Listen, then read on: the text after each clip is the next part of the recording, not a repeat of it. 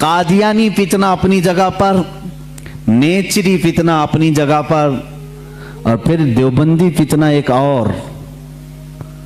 یہاں پر میں آج انصاف کے ساتھ عرض کرنا چاہوں گا، آج جو دیوبند ہے یا جو دیوبندی ہیں، اگر ان کو میری بات بری لگتی ہے تو ٹھنڈے دل سے میرے عزیز اپنے دل پر ہاتھ رکھ کر کے سوچو۔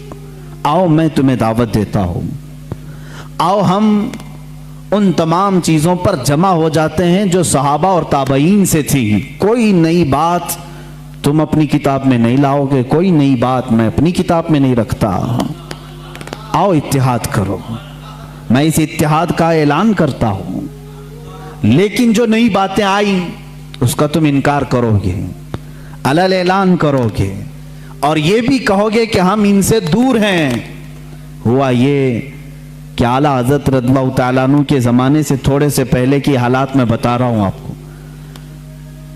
دارالعلوم دیوبند کے بعد 4 علماء میں صاف صاف آج عرض کرتا ہوں جن کی کتابوں سے پوری امت میں تنازع پھیل گیا، اختلاف پھیلا۔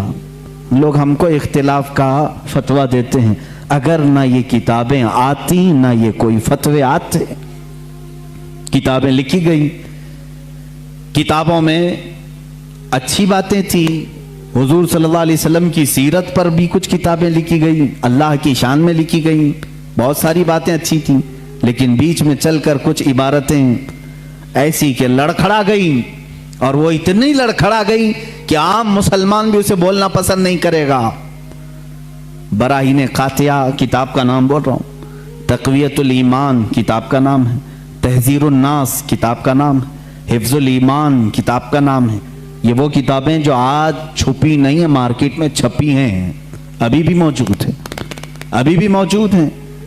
انہی کتابوں کی عبارات کی وجہ سے ہی تو یہ تنازع پھیلا پورے امت میں، اختلافات۔ اہل سنت و جماعت متحدہ متفقہ ایک ہی جماعت تھی بر صغیر میں۔ ان کتابوں کے آنے کے بعد ہوا کیا؟ ایک کتاب میں لکھا گیا اللہ جھوٹ بول سکتا ہے، نئی بات تھی۔ اس بات پر آج تک امت نے کبھی کسی بھی شیخ، کسی بھی بزرگ سلف صالحین سے مجھے عبارت لا کر کے دکھاؤ اس سے پہلے کوئی بات ہوئی تھی۔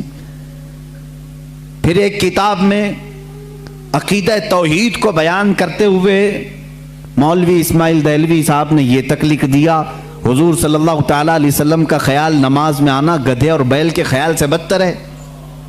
یہ نئی بات تھی کہ نہیں تھی؟ اور جا کر کے کراس ویریفیکیشن کر لینا، اگر میں جھوٹ بولوں تو میرا جبہ پکڑ لینا، اور جو سزا دے سکتے ہو دو۔ میں یہ لفاظی نہیں کر رہا ہوں اور نہ پھکائی کر رہا ہوں، یہ جملے آج کتاب میں موجود ہیں۔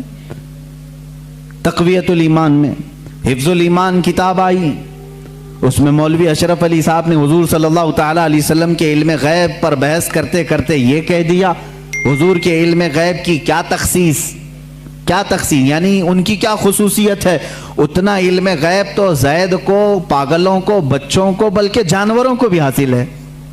شیطان کا علم غیب تو قرآن سے ثابت ہے، انہوں نے کہا شیطان کا علم غیب قرآن سے ثابت ہے، حضور صلی اللہ علیہ وسلم کے علم غیب کی کیا خصوصیت ہے؟ یعنی برابر ہو گئے، شیطان کو جتنا علم ہے اتنا ہی محمد صلی اللہ علیہ وسلم کو ہے۔ میرے عزیزو، کیا یہ باتیں دل پر نہیں لگتی مسلمانوں کے؟ یہ عبارتیں آئیں، کتابوں میں لکھی گئی، اور بڑا فتنہ یہاں سے بھی ہوا مولوی قاسم نانوتوی صاحب کی کتاب سے، کہ انہوں نے یہ بھی لکھا کہ بالفرض بعد زمانے نبی کے اگر کوئی دوسرا نبی پیدا ہو گیا تو حضور کے خاتم النبیین ہونے میں کوئی فرق نہیں آئے گا۔ یعنی کوئی دوسرا نبی پیدا ہو سکتا ہے، اگر ہو گیا، اگر مگر کی بات ہی چھوڑو، جب حضور نے 1400 سال پہلے کہہ دیا، فرما دیا کہ میرے بعد کوئی نبی نہیں ہو سکتا تو نہیں ہوگا۔ آپ کتاب میں یہ نئی بات لکھنے کی کیوں ضرورت پیش کی؟ آپ کو کیوں ضرورت پیش آئی کہ اگر اب کے زمانے میں بھی کوئی نبی آئے گا تو حضور کے خاتم النبیین ہونے میں کوئی فرق نہیں آئے گا؟ تو آپ کی اس بات سے پتہ نہیں کتنے محلوں میں کہاں کوئی نبی ہونے کا اعلان کر دے گا۔ عزیزان گرامی وقار، یہ کتابیں پورا کا پورا ہندوستان ایک کھلبلی مچا چکی تھی، کوہرام بپا تھا، تنازعات میں گھر گئے۔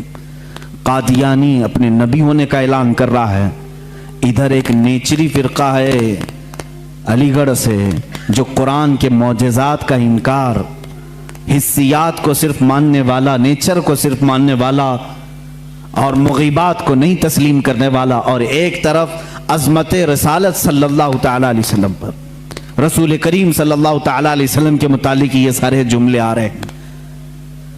چلو 100 سال کا عرصہ گزر گیا، آج بھی میں دعوت دیتا ہوں، آج تو سوشل میڈیا کا زمانہ ہے، میری یہ دعوت قبول کریں علماء دیوبند یا جو بھی، میں آپ سے اتحاد کر لوں گا، سینے سے سینہ لگا لوں، لیکن صرف یہ باتوں سے تم انکار کر دو اور کہو کہ وہی عشق رسالت ہمارے اندر ہے جو سیدنا ابو بکر صدیق میں تھا، سیدنا عمر فاروق میں تھا، عثمان ابن عفان میں تھا، حیدر کرار میں تھا، رضوان اللہ تعالی علیہ مجمعین۔ جو مشائخ اہل سنت نے ہمیں محبت رسول اور تعظیم رسول سکھایا ہے اسی پر ہمارا اتفاق ہے، آؤ میں سینے سے سینہ لگانے کو تیار ہوں، ہم کون سا اختلاف چاہتے ہیں آپ سے؟